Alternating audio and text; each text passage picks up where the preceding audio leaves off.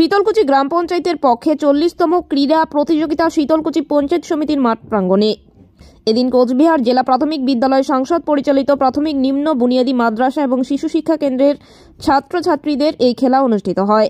এদিনের খেলায় উপস্থিত ছিলেন শীতলকুচি ব্লক সমষ্টি উন্নয়ন আধিকারিক সফিয়া আব্বাস, শীতলকুচি গ্রাম পঞ্চায়েত প্রধান পাপড়ি বর্মন, উপপ্রধান ছেনারউদ্দিন মিয়া, বিশিষ্ট সমাজসেবী তপন কুমার গুহ সহ প্রমুখ ব্যক্তিবর্গ।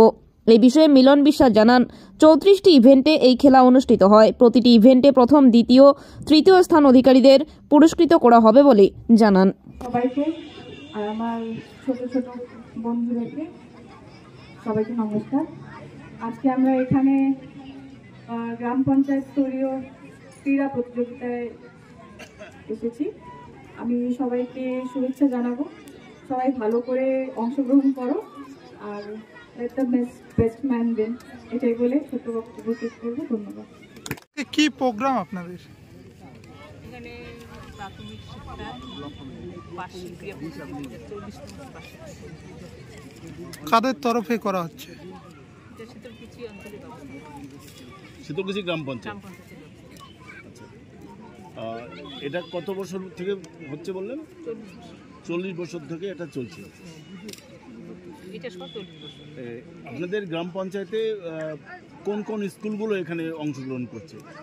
মানে হ্যাঁ, মানে প্রাইমারি, হাই স্কুল বা এরকম কি কি স্কুল আছে? প্রাইমারি আছে, হ্যাঁ, আর নিম্ন বুনিয়াদী আছে। নিম্ন বুনিয়াদী মাদ্রাসা এবং শিশু শিক্ষা এরাও আছে কি? এরাও আছে। আচ্ছা, আপনার শুভ নামটা একটু বলবেন? আমার নাম পাপড়ি প্রধান। আচ্ছা, কি কি ইভেন্টে কি কি বিষয়ে ছাত্রছাত্রীরা খেলা খেলছে সম্পর্কে একটু বলবেন? আমাদের এখানে আজকের খেলায় 3টে ইভেন্ট আছে। বালকদের জন্য 3টে এবং বালিকাদের জন্য 3টে। মোট 17 দোকানে 34টা ইভেন্ট। ক বিভাগে আছে 4টে, খ বিভাগে 6টা এবং গ বিভাগে আছে 7টা। মোট 34টা ইভেন্ট আছে। কি কি খেলা থাকছে এখানে? এখানে 75 মিটার, 100 মিটার, 200 মিটার, দীর্ঘলম্ফন, উচ্চলম্ফন, যোগা, জিমন্যাস্টিক্স, ফুটবল ছোড়া এবং শাটল দৌড় থাকছে। কটি স্কুল অংশগ্রহণ করেছে? আমাদের শীতলকুচি গ্রাম পঞ্চায়েতে মোট স্কুল আছে 27টা। তার মধ্যে অংশগ্রহণ করেছে 24টা স্কুল। কজনকে পুরস্কৃত করা হবে ইভেন্টে? প্রত্যেকটা ইভেন্টে প্রথম, দ্বিতীয় এবং তৃতীয় স্থানাধিকারীকে পুরস্কৃত করা হবে। যারা এখানে প্রথম হবে তাদেরকে কি অন্য কোথাও নিয়ে যাওয়া হবে খেলার জন্য? আজকের খেলায় জিপি লেভেলে খেলায় যারা প্রথম স্থানাধিকার করবে তারা সার্কেল লেভেল খেলায় অংশগ্রহণ করবে।